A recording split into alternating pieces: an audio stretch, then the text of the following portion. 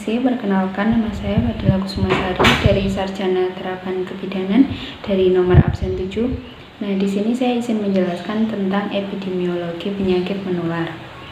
Saya mengambil kasus yaitu epidemiologi penyakit menular yang berkaitan dengan kesehatan ibu dan anak, yaitu penyakit hepatitis B.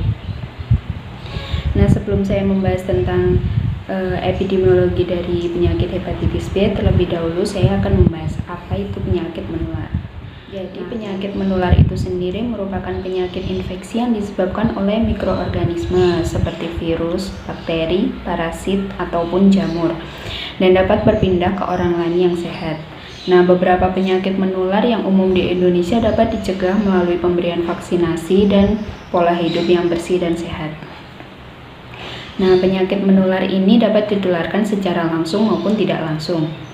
Penularan secara langsung terjadi ketika kuman pada orang yang sakit berpindah melalui kontak fisik, misalnya lewat sentuhan dan ciuman, lalu melalui udara saat bersin dan batuk, dan melalui kontak dengan cairan tubuh seperti urin dan darah.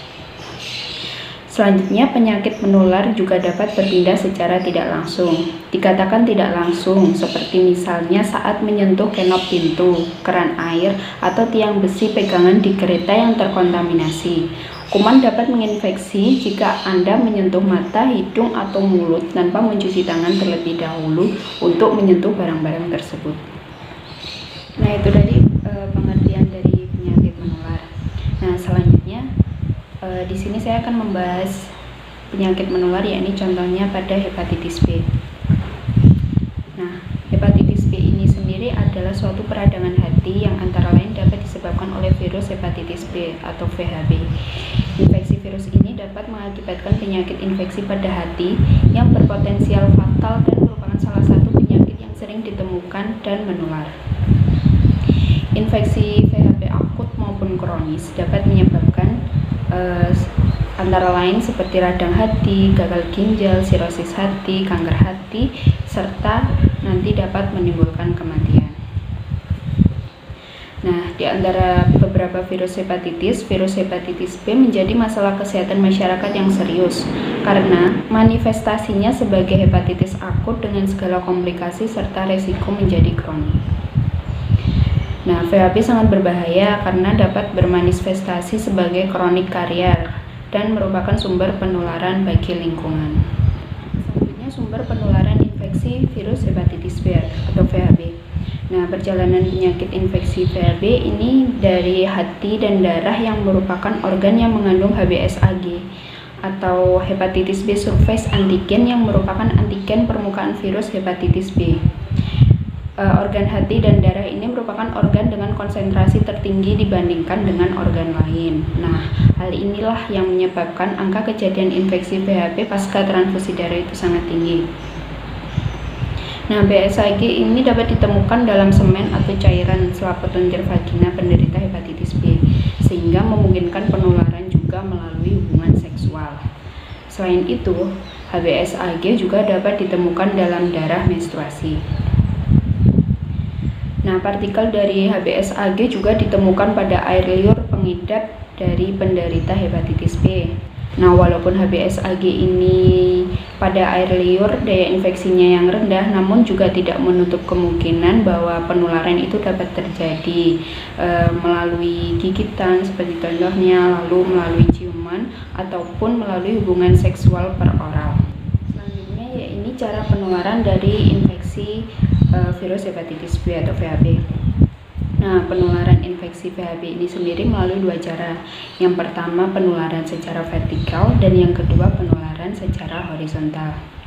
Dikatakan penularan secara vertikal jika terjadi pada ibu hamil yang menderita hepatitis B akut atau pengidap persisten VHB menularkan virus kepada bayi pada masa perinatalnya. Sedangkan penularan dikatakan secara horizontal, yaitu adalah penularan dari seorang penderita infeksi VHB atau pengidap VHB kepada orang lain. Penularan secara vertikal.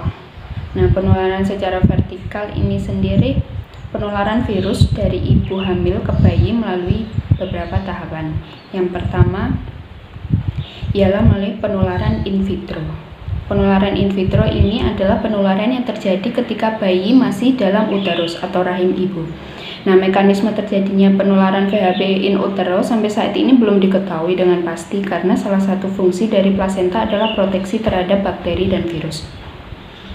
Nah, barier ini rupanya tidak begitu efektif seperti yang dinyatakan oleh Lin, bahwa robekan plasenta atau terganggunya pembatas plasenta menyebabkan darah ibu dengan partikel DNA masuk ke dalam sirkulasi bayi akibat kontraksi uterus. Nah, VHB diperkirakan telah masuk ke dalam peredaran darah bayi lebih dari 1 minggu sebelum terjadinya persalinan, yang memungkinkan VHB telah mengadakan replikasi di dalam sel hati sehingga mengakibatkan tingginya jumlah partikel dari VHB. Nah, bayi dikatakan mengalami infeksi in utero jika dalam 1 bulan postpartum atau setelah kelahiran bayi tersebut sudah menunjukkan HBsAg yang positif. Nah, prevalensi infeksi VHB in utero adalah sebesar 5-10% dari seluruh infeksi vertikal. Ini menurut Sumoharjo tahun 2008. Selanjutnya, penularan vertikal yang kedua adalah penularan perinatal, yaitu penularan yang terjadi pada saat persalinan. Nah, faktor utama dari penularan ini yang menyebabkan frekuensi penularan infeksi VHB perinatal adalah jumlah virion yang terdapat dalam tubuh ibu. Sebagian besar ibu dengan HBsAg positif akan menularkan infeksi VHB vertikal kepada bayi yang kemudian akan dilahirkannya. Kemudian yang ketiga ada penularan postnatal, yaitu penularan yang terjadi setelah bayi lahir, misalnya melalui ASI. Nah, ASI yang diduga tercemar oleh VHB ini sendiri ditularkan lewat luka kecil di dalam mulut bayi. Nah, itu tadi penularan secara vertikal. Lalu selanjutnya penularan secara horizontal. Nah, penularan horizontal tadi kan sudah dijelaskan bahwa penularan horizontal ini adalah penularan dari seorang penderita yang terinfeksi VHB atau pengidap VHB kepada orang lain. Nah, penularan horizontal VHB dapat terjadi melalui berbagai cara. Yang pertama, melalui penularan perkutan. Cara ini terjadi melalui tusukan jarum atau benda lain yang tercemar oleh bahan infeksius dari VHB. Nah, misalnya melalui suntikan, transfusi darah atau komponen darah, akupuntur, tato, lalu tindih, tindakan bedah, sirkumsisi, lalu melalui pisau cukur atau silet, imunisasi massal dengan 1 jarum suntik, maupun tindakan medis lainnya. Nah, penularan juga dapat melalui gigitan dari pengidap. Selanjutnya, yang kedua ada penularan melalui selaput lendir atau mukosa. Nah, penularan ini yakni penularan melalui mulut.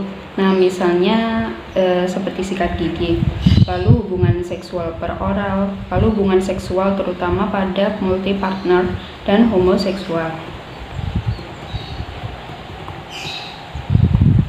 Selanjutnya, epidemiologi penyakit hepatitis B menurut variabel, yakni menurut variabel orang, tempat, dan waktu. Yang pertama, menurut variabel orang dalam aspek umur. Nah, dalam aspek umur ini hepatitis B dapat menyerang semua golongan umur.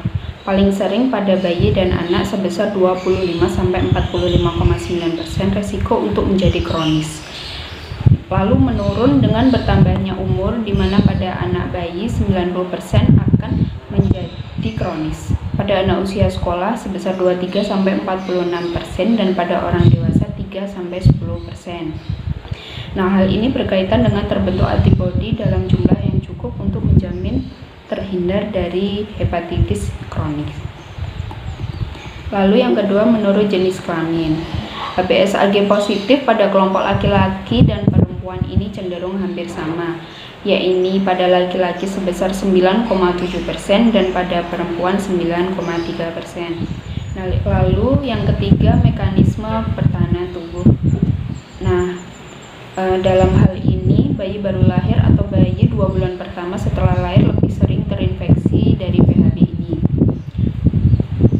Nah, terutama pada bayi yang belum mendapatkan sama sekali imunisasi dari hepatitis B. Hal ini karena sistem imun pada bayi ini cenderung belum berkembang sempurna. Selanjutnya faktor kebiasaan hidup. Nah, faktor kebiasaan hidup ini sebagian besar penularannya terjadi pada masa remaja. Nah, disebabkan karena aktivitas seksual dan juga gaya hidup seperti homoseksual, pecandu obat narkotika, suntikan, lalu pemakaian tato, pemakaian akupuntur, dan juga lain-lain sebagainya. Selanjutnya ada faktor pekerjaan. Faktor risiko tertularnya infeksi VHB adalah berkaitan dengan profesi yang rentan tertular VHB, seperti petugas kesehatan, lalu petugas laboratorium, wanita tunasusila, prima homoseksual, dukun bayi, pengguna benda infeksius VHB secara berulang seperti pengguna jarum suntik, kelompok masyarakat bertato, dan mereka yang sering menggunakan silet atau pisau cukur secara bergantian.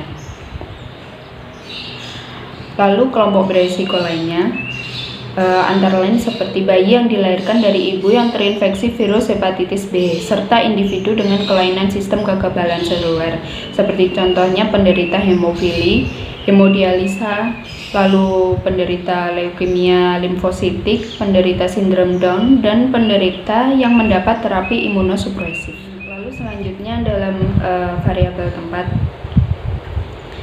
Nah, variabel tempat ini, Badan Kesehatan Dunia atau WHO menyatakan bahwa penyakit ini endemik di kawasan Cina dan sebagian kawasan Asia lainnya seperti di Indonesia. Nah, infeksi ini juga endemis di daerah timur jauh, sebagian besar kepulauan Pasifik, banyak negara di Afrika, sebagian timur tengah, dan di lembah Amazon. Center of Disease Control and Prevention atau CDC memperkirakan bahwa sejumlah 200.000 hingga 300.000 orang, terutama dewasa muda, terinfeksi oleh VHB setiap tahunnya. Nah, di Indonesia, dari klasifikasi tingkat prevalensi, Indonesia masuk dalam kategori sedang sampai tinggi untuk prevalensi dari penyakit hepatitis B ini. Nah, di mana prevalensi hepatitis B tertinggi mencapai 12,8% di Papua dan terendah mencapai 4% di Jakarta. Di sini disebutkan bahwa di sebuah penelitian diterangkan bahwa VHB ini biasanya terjadi di suatu tempat tertentu yang ditinggali oleh banyak orang, seperti contohnya di asrama dan rumah susun. Dikatakan demikian karena tempat-tempat itu sangat rentan sekali menjadi tempat penularan hepatitis B ini. Bahkan mayoritas orang di kawasan tersebut terserang hepatitis B sejak mereka berusia anak-anak. Nah, menurut data, diperkirakan bahwa sekitar 10% orang di Asia menderita virus hepatitis B kronik. Yang membahayakannya, infeksi virus hepatitis B ini bergerak secara sembunyi-sembunyi. Nah, sehingga jarang orang yang mengetahui kalau dirinya biasanya terinfeksi hepatitis B.